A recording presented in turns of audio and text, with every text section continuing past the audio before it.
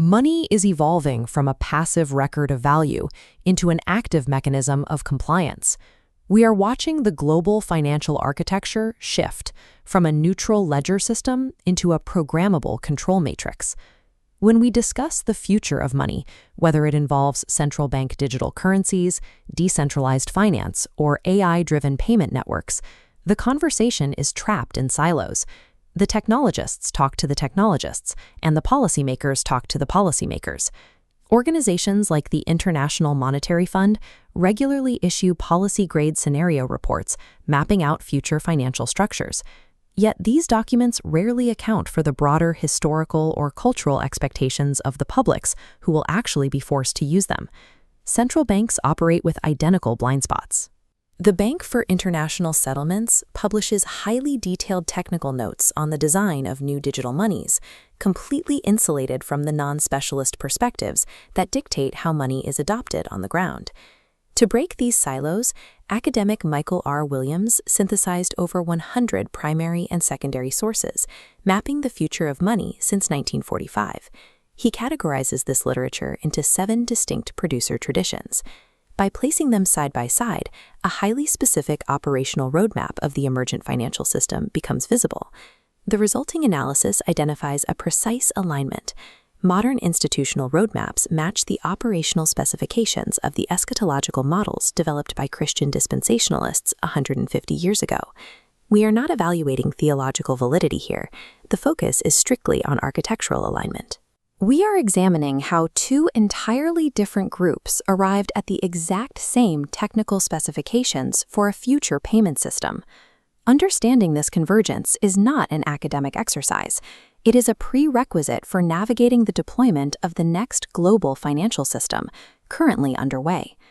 Williams's first analytical instrument is a 7-producer typology.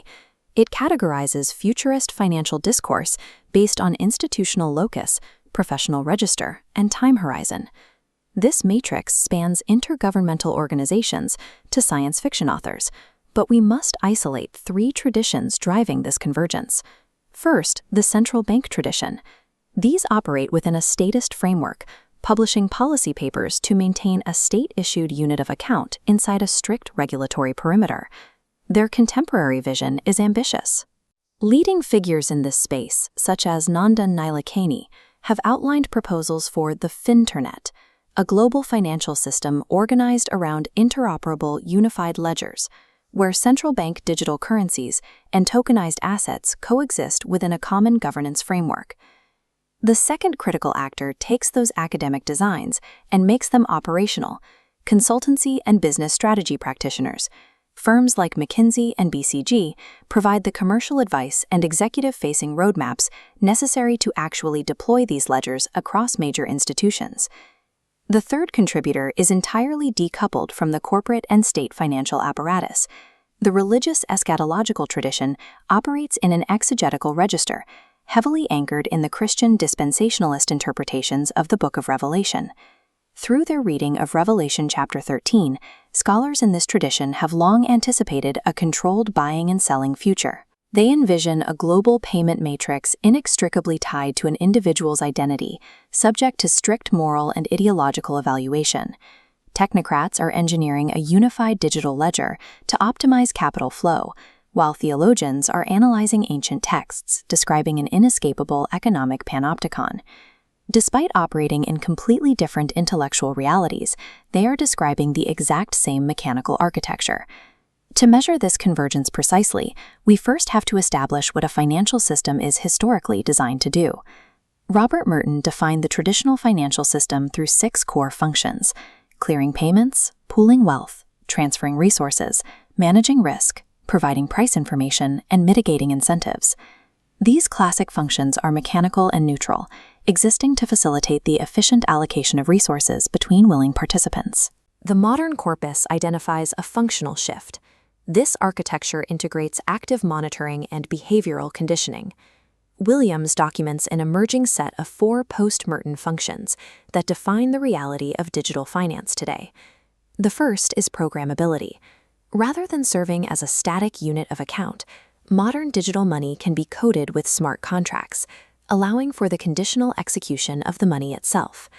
The second is identity anchoring.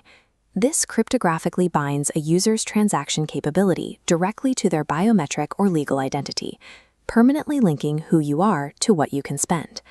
The third is surveillance. The new architecture grants the issuer comprehensive transactional reach and unprecedented visibility into the ledger. The fourth is value conditioning. Access to the financial system can now be explicitly conditioned on adherence to specific criteria, whether through ESG mandates, social credit scoring, or automated debanking. The integration of these four post-Merton functions eliminates transactional anonymity. It transitions the global economy from a neutral market of exchange into a state-managed compliance engine. This brings us to the central paradox of the data.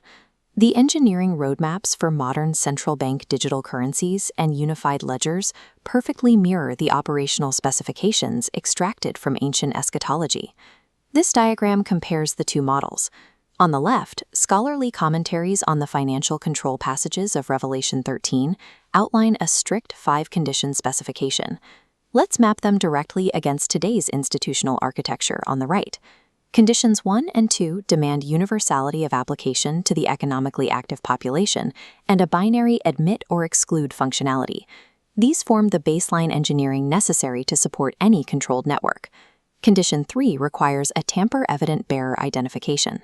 In the language of modern central banking, this snaps identically to identity anchoring.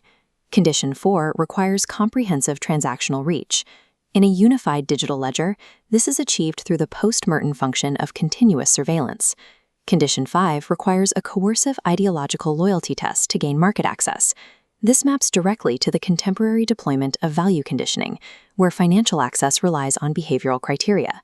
Contemporary fintech design choices are methodically satisfying every single operational prerequisite of a totalitarian end state described millennia ago.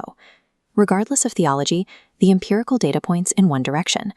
Modern central banks and strategy consultancies are actively engineering the exact mechanical conditions that dispensationalist scholars warned about long before digital ledgers existed. How did technocrats pursuing market efficiency and theologians studying apocalypse arrive at the exact same architectural destination? The answer lies in the mechanism of financial reflexivity.